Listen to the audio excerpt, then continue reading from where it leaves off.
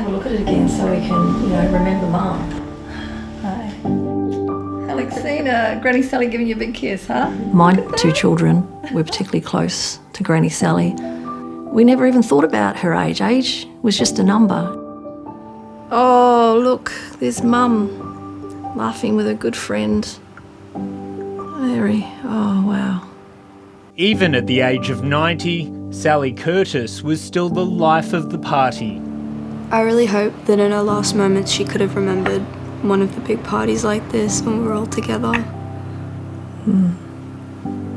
Sally died in February 2019, shortly after an accident during a supervised trip to her local shopping centre on Sydney's North Shore. I feel like there's been no justice for my mum. Sally lived alone in a unit at this retirement village.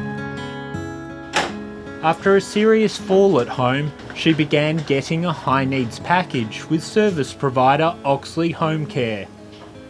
Oxley's care plan stated she needed to be monitored closely by the care worker to prevent falls. Mum had organised to go to Chatswood Chase, and she'd organised a carer to pick her up and take her there. 7:30 has obtained this CCTV footage from inside the Chatswood Chase shopping centre. Sally gets on the Travelator using her wheelie walker, with her care worker standing close behind her. Suddenly, she loses balance. It's horrific. There's a lift right there, and she took her on the Travelator. And Mum just fell backwards, and such a thud. Sally was rushed to Royal North Shore Hospital. This photo shows the severe swelling in her shoulder. My mum was so tiny. She was only like 37 kilos. Hey, Mum. Frail. Sally Curtis died the next day. Her daughter has kept the clothes she was wearing. And she just slumped in the chair.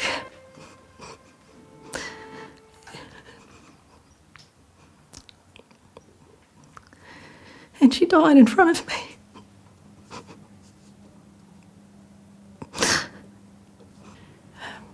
She didn't need to die. Absolutely. I think the fall could have easily been prevented by taking Mrs. Curtis to the lift. Danielle Robertson has more than 3 decades experience in home care and now provides expert opinion in court cases. After reviewing footage of the incident for 7:30, she believes multiple mistakes were made. Going up a Travelator with her carer behind her, not even holding her hand or supporting her, getting onto the Travelator, it was quite shocking actually to see the actual fall. And not only that, the reaction of the carer to just lift her up. After anyone has a fall or an accident, the first reaction should be to try and stop the Travelator, hold her head and just see if there was any damage to her neck, spine, shoulders. On the day Sally fell, she wasn't being looked after by a carer from her service provider. Oxley Home Care outsourced the work to a labour hire agency called MacArthur. Still to this day, I've been given no explanation, no apology, no accountability from Oxley, nothing. I believe that all investigations should be shared with the family, whether it's through the quality agency of the home care provider. Given Mrs. Curtis passed away, I think there should have been a number of inquiries and investigations into it. Jeannie Sinclair made a complaint about Oxley Home Care to the Aged Care Regulator. 1 month later, the Aged Care Quality and Safety Commission wrote back to say it was closing the case after reviewing information provided by Oxley about its training and care plans. Jeannie couldn't believe it when the regulator asserted she was satisfied and no longer required its involvement. Just closing the file, saying, oh, we think we understand, you're satisfied. No, I'm not satisfied. Ask them whether they'd raised it with the provider. The regulator faced sustained questioning during the Royal Commission into aged care. To go looking for complaints. The Royal Commission's final report slammed the regulator's poor track record on enforcement, singling out oversight of home care. In response, the Morrison government will increase the regulator's budget by $260 million and eventually replace it with a new authority. That they really are light on, and they really could have done more to get to the bottom of it. The family of Sally Curtis is calling for a coronial inquest. Yeah. I think the New South Wales coroner should start an investigation into my mother's death because it was so sudden. I would certainly be asking the question about whether the coroner's office was interested or not.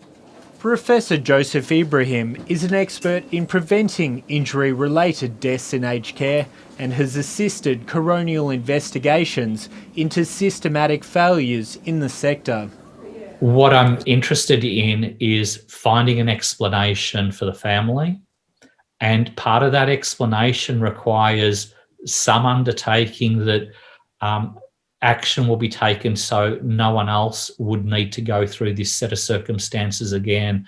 And I think that a detailed investigation with that as the primary focus would be beneficial to the country, not just the family. Oxley's parent company, My Home Care, declined to be interviewed. In a statement, it said it conducted an investigation which was provided to the aged care regulator. The regulator also declined to be interviewed. In a statement, the Aged Care Quality and Safety Commission said it couldn't comment on individual complaints. More than 2 years after her mother's death, Jeannie Sinclair is angry she's still waiting for a thorough investigation into what went wrong. My mum did not need to die in such a horrific and sudden way, and there needs to be proper action and accountability for that.